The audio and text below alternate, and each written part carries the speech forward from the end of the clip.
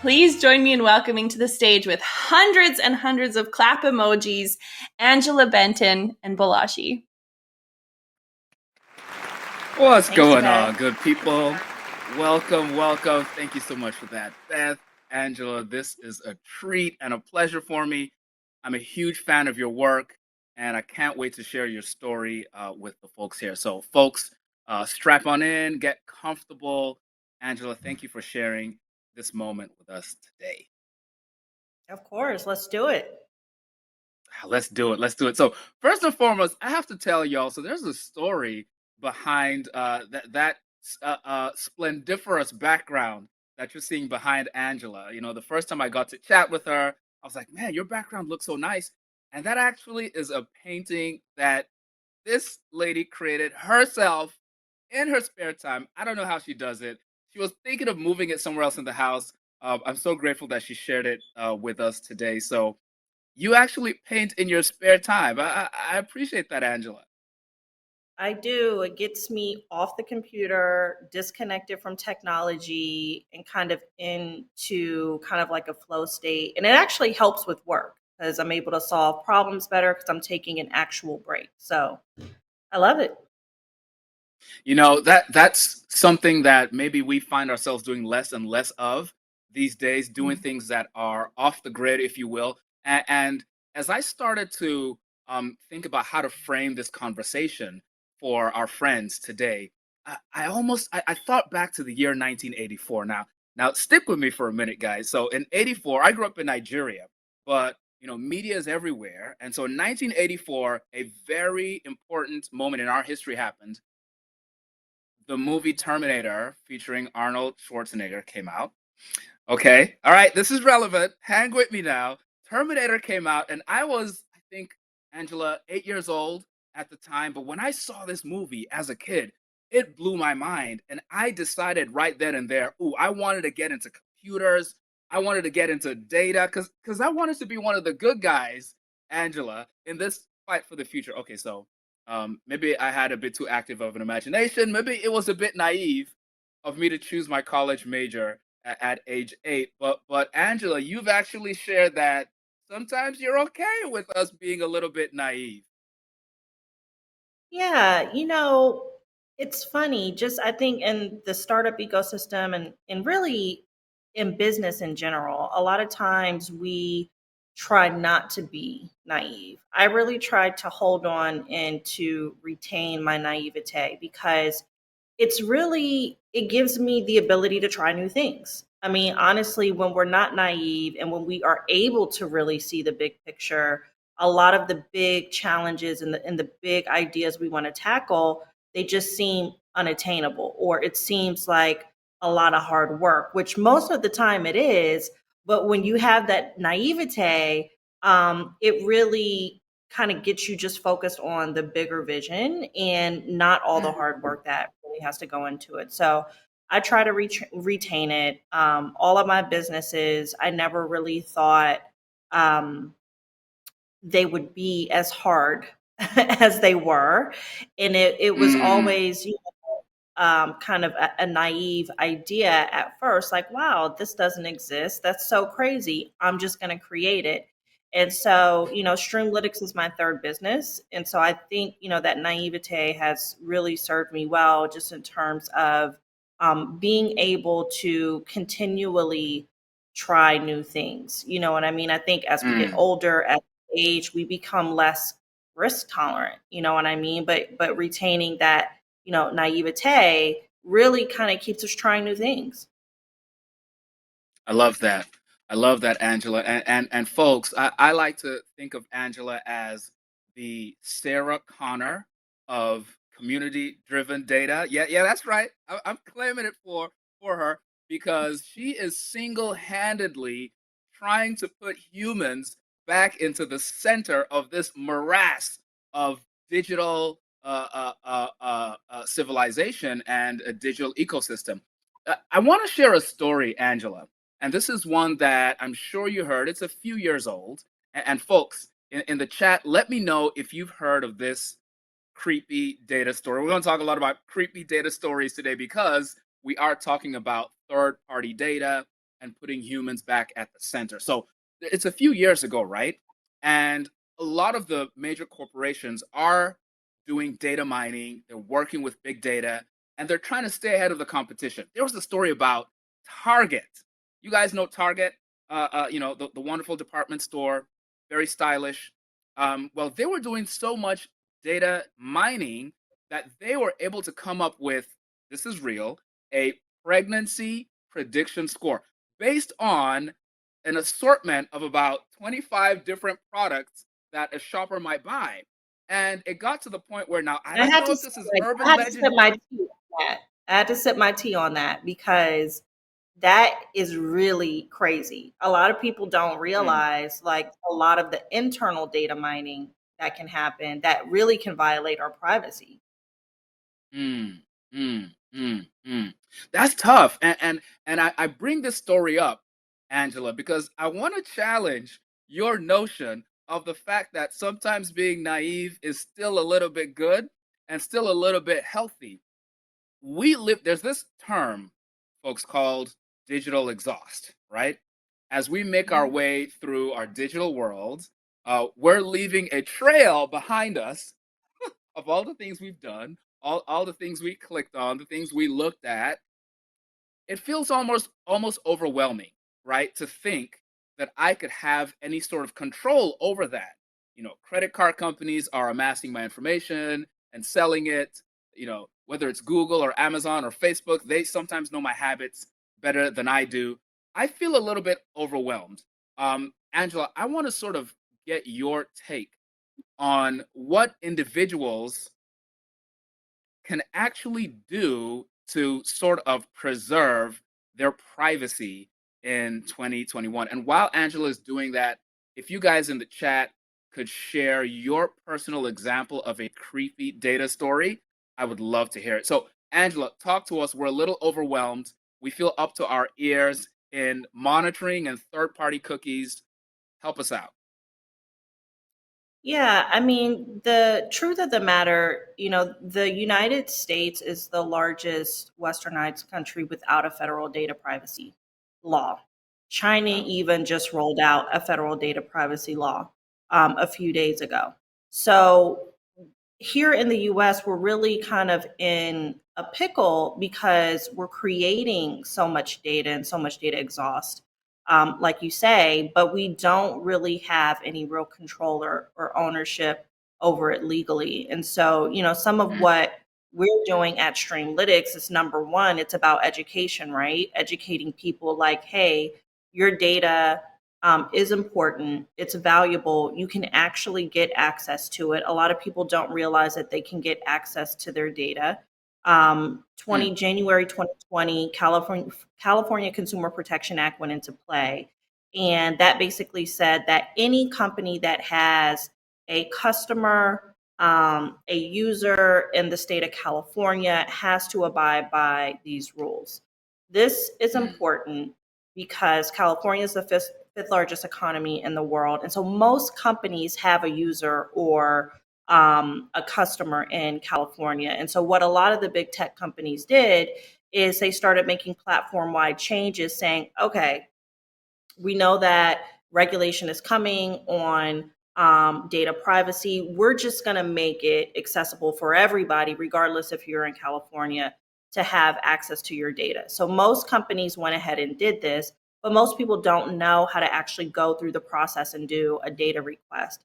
So a part of what we do for our company and really for anyone, if you go on YouTube and search, data request Netflix, data request Amazon, we have videos that mhm, are showing people how to actually go get their data and request their data from a lot of these companies. Once you do mm, that, you have the data that it's in your possession, but there's not a lot you can really do with it. And to your earlier point, it's so much data, it can be overwhelming, especially when you're talking about one of the large multi-service technology companies. So think Apple, Amazon, Google. They all have so many different services that we all use. So there's a ton right. of different data. And when you download your data, you're getting an archive of nested folders and more compressed files, and it's completely unorganized. And so most people really can't do anything with it. And with Streamlytics, we have consumer facing applications that really try to simplify the process of, number one, actually owning this data that you have, and number two, valuing it appropriately. And so a part of the issue around data valuations is most folks will say, oh, your data's not worth anything, it's worth $1 or $2.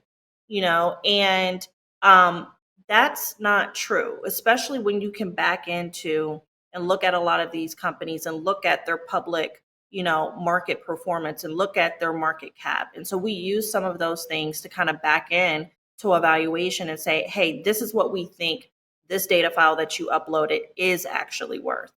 In addition to that, so like when people are uploading their data, they're also signing a data license before they even give us their data. When you are creating an account, you're also signing a data license. It's different from a terms of service. It's different from a privacy policy, both of which we are not saying that we own your data, but we want to take it a step further and say this is a data license that explicitly says you own your data that's on our system and we're just licensing it from you. And so, this is a really, really new concept. Not a lot of companies do this. Microsoft is one of the only other companies that do this with their kind of community driven data app called Trove that they use for learning training. So it is a very new concept, but what's exciting about it is this kind of idea and this shift is it's really a new concept of partnering with communities. You know what I mean? Instead of exploiting, so much data has been exploited to build multi-billion-dollar companies. You know what I mean? So when the internet started, we had all these terms of service and privacy policies that said, in short, you can access this website for free, but we are going to use your data. And that pretty much hasn't changed until recently. Right. So now, there's, companies like Streamlytics that are saying, hey, we want to build a different relationship with communities and with consumers. And we want to partner with them, not just on the value of their data, but also how it's used. This concept of partnering with the community on their data fascinates me. First, you talked about helping people to understand the value of their data. And it's not something that is intuitive to us on a daily basis. As you pointed out, if we look at those data files, it's probably going to look like gibberish to us. And yet, there are these empires that are being built on our data. I mean, Cambridge Analytica was not that long ago. I'm sure we all remember that. The Target pregnancy prediction score, by the way, the teenager whose pregnancy was predicted, her dad came to Target angrily accusing them of trying to influence her daughter or his daughter into getting pregnant, only to find out a few months later she actually was pregnant. So the prediction was accurate, but that's the scary part. Angela, there are actually some times when I might want a company to have my data. Let me paint the picture. Let me set the table for you guys. So how many of you all remember, I'm not that old, but I remember maybe a decade ago going to Blockbuster on a Friday or a Saturday night and wandering the aisles like a zombie trying to find a good movie to watch. Oh, it was just a terrible process. Fast forward a few years, it's Friday night, my wife and I can Netflix and chill. Netflix is making recommendations. They're looking at what I've watched in the past. I actually want Netflix to do a lot of that hard work for me. But these privacy policies, Angela, we got to do something about them. I think I read the PayPal's privacy policy is like 30,000 words. I don't think I read that many words in college. Come on, help me out, people. So what are we doing? Like, even when companies are trying to grant us consent, it's still such a difficult and cumbersome process. So folks in the chat, as Angela gives her take on this, I want to know what your experience has been with privacy policies. Do you really read them? Or do you just scroll it? Listen, circle of trust, we're among friends. You scroll down to the bottom and click the button, don't you? Just like I do. Talk to me, Angela. What are we doing? Yeah, I mean, privacy policies are, kind of a burden. Most people don't read them. There are some interesting things that some companies are doing where they're actually abbreviating the privacy policies. And so you actually see kind of a sheet of bullet points ahead. This is also something that we decided to do at Streamlytics with our data license. And so, it's just really taking into account the user experience. And if we all know and understand that, most folks don't read privacy policies, how or any of these agreements, they're really just trying to get to the end game, the end goal. How can we make things simplified for them? You actually touched on something though earlier in your statement around um, the use of data and when it's used correctly, when it's useful, right? I think a lot of times when we Mm, talk about data, and a lot of times I do these chats, it's so much focused on the negative and the bad parts of how our data can be exploited. And the fact of the matter is, there are legitimate use cases for data that are really helpful, right, for us to live our everyday lives, like recommendations. I think the issue comes to play when there is not data equity that's taken into place. So, mm, particularly algorithms and how the algorithms are changed and so or trained. And so the idea here is that, if the United States or the global population has a demographic makeup of like 30% of, one ethnicity, we should not be training algorithms on data sets that where those people are not reflected in. And so that is really why we're focused on fast growing communities at Streamlytics. We're focused on Black communities. We're soon to be focused on Latinx communities. Those communities are growing fast, two of the fastest growing populations globally.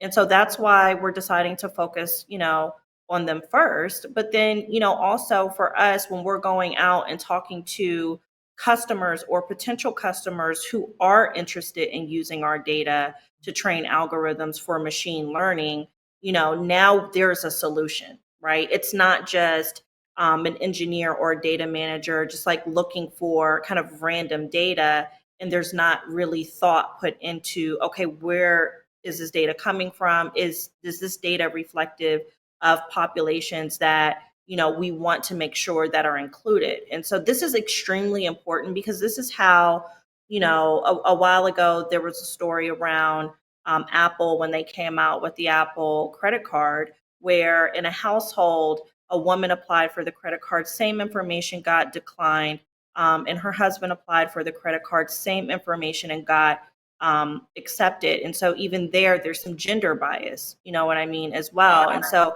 as algorithms start to power so much of our world, I think we're probably old enough to remember when we would walk into a bank, fill out an application, talk to a loan officer, right, to get a mortgage. Now, a lot of that stuff, the first step is kind of being automated by algorithms. And so we need to make sure that key decisions like getting houses or credit cards or insurance, right, that those algorithms are trained on data that represents the world that we live in today. mm, mm. I love that. I love that. Listen, Angela, as long as we tell the algorithms don't be evil, well, everything will everything will work out just fine. Goodness. No, this is actually fascinating because you're sort of demonstrating how human biases, even when they are unconscious, if they make their way into these algorithms, then these algorithms will sort of project those forward and continue to allow those biases, maybe not just allow them to exist, but maybe even exacerbate them, maybe make them worse. But I want to talk, Angela. I want to pull on a thread that you just mentioned. You alluded to it. You picked up on my Netflix and chill analogy. I appreciate that. And I want to talk because we've got a lot of community focused folks in the room. If you're a community leader, you're a community marketer in here, give us a shout out in the chat. for all my community people, let's talk about first-party data, Angela. So you mentioned earlier on that this data is valuable, sometimes more valuable than we realize. I wonder if we could brainstorm briefly as to some ways in which community organizers, community leaders could actually use first party data to provide more value to the community members. So folks in the chat, I want you guys to actually, let's start to brainstorm and share some ideas as to what some of that first party data might be and how you could use it to enhance the experience. But Angela, maybe you could guide us because you're well versed in this area. When we talk about community driven data, what are some of the data points, some of the lanes that we should be thinking about? Yeah, I mean, when we talk about community driven data, we're really talking about where the data is coming from versus kind of community managers. I mentioned earlier that I think it's really important to like partner with people who are creating data versus exploiting their data. I think for community managers, there's so much that's evolving right now, and it's kind of exciting. If I think you've been in the internet like for a while, where a long time ago there were forums and people were on chat rooms, and then the whole kind of shift to Web 2.0 happened. And I think what's happening now is we're seeing kind of a rebirth of community, right? And a new way of how community and community management will be reimagined. And I think, the beautiful thing about that is I think we're all creating that today. You know what I mean? So this segment of community driven data that didn't exist, last year. You know what I mean? It was really something new that we thought of, like, what are we really doing? You know what I mean? We're partnering with communities, and community managers are natural at partnering with communities. And so as we evolve, as the world evolves, it's only natural to think about, wow, I have this highly engaged community of folks. How can I better serve them? How can we work together to build a better community, even internally or externally? One of the ways that we thought about doing it was, it wasn't enough for us to focus on, okay, we're just helping fast growing communities monetize their data and own their data. We really wanted to give the community that we were building an opportunity to be an owner, an equity holder in Streamlytics. And that's something, that's new as well. And so, we did a Rec CF offering, and we're actually in the middle of our second one right now. But our first one we did last year, and we raised, over $1 million in 4 days. You know what I mean? So there's a lot of super interesting things that are happening now with community, where you can really partner with your community, whether it's through the data, whether it's through disrupting, how to fund your business through equity, whether it's disrupting with how you actually finance content you're creating with platforms like Patreon. There's so many interesting models that exist right now. The world is kind of your oyster in terms of how you end up deciding how you actually want to use and leverage data. This is fascinating. I told y'all she was Sarah Connor. I told y'all. She's our only hope for the future. Well, she's teaching more of us not only the value of data, not only how to advocate for our data, but she's also teaching us how communities can partner with community members and leverage this data to improve the experience for everyone. As the time sort of winds down, Angela, I want to make sure we leave room for some questions. There are a couple of great questions already. Folks, if you've got questions for the Sarah Connor of community-driven data, I'm going to keep using that term until it sticks. I want to see that on business cards, billboards, everywhere. If you've got questions for Angela, put them in the Q&A section in the Bevy app, and I'll go ahead and get your questions out for Miss Angela Benton. If you want to ask where you can pick up that painting, don't bother. I'm already trying to get it from her myself. So other questions apart from the painting. But as we wrap up, Angela, could we talk a little bit about this concept of third-party data now, in terms of partnering with organizations like Streamlytics? So typically, companies, brands like ours, and those of the folks in the group with us today have partnered with organizations where they have third-party data. They've got data on Beth, on Angela, on myself. We didn't necessarily opt in and consent to provide that data. Streamlytics is providing a different model. So now you actually have a data set, I imagine, from maybe hundreds of thousands or millions of people, and those folks have opted in. How are brands engaging with Streamlytics? Great question. Third-party data is dying for sure. For folks that don't know, the whole industry is shifting. I mean, even Google is in the process of removing cookie tracking, from their browser. They were actually going to do it this year, and the whole kind of industry was in an uproar, and so they pushed it back. So, it really is a lot of things. Really, are changing. And if you are using third party data, what we're seeing companies that reach out to us directly and say, hey, we used to use third party data in this way. Now we have a whole group internally focused on first party data and our first party data strategy. And we want to learn more about Streamlytics. And so, we have CPG companies, brands, even finance companies reaching out to us. There's a whole host of companies that are really interested in how can we be innovative? How can we also be ahead of the game, right? And so we're not scrambling when this change completely happens. And right now, we actually have over 500,000,000. We're just approaching 500,000,000, data points. And so that's a lot of data that we have directly from the source. These are not, guesses. These are not assumptions similar to kind of what cookie tracking is. So these are actual data points from what people are doing, and they're anonymous, and people have opted in. And what we're seeing is companies really, really like that because number one, it's privacy first. So we're not sharing any private information. And so companies like the idea of ethically sourced data. It's really intriguing for them. It's where everything is going.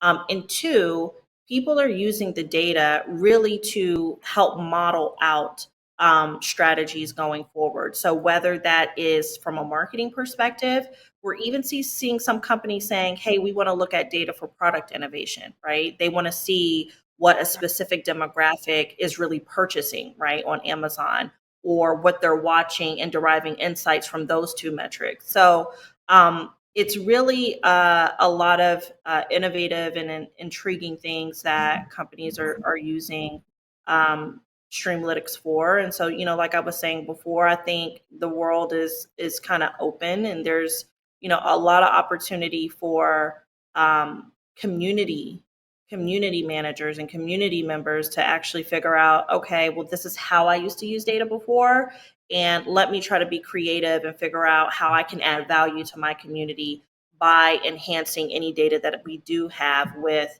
first party data. I love that. I love that. Chika had asked a question about how you could enhance the experience with data. So thank you for that comment at the end. Beth is back. Thank you for jumping back in, Beth. This was a lot of fun. I feel like we almost need a sequel to this movie here. We're just getting started. We're just starting to unpack. There were questions we didn't get to. Craig had asked a fascinating question about the social dilemma problem versus efficient recommendations. I think we could have more discussion in the chat about that. There was a final question from Krista. Is Streamlytics doing any work, Angela, on algorithm biases that you referred to related to like online images or video? And maybe these are perfect questions to answer on social media. Maybe take this to Twitter. But I do feel, I will say that this is a movie I would have picked up at Blockbuster back in the day on a Friday night. So thank you both so much for joining us. Everybody flood the chat with your favorite emojis. Thank you, Bolaji. Thank you, Angela.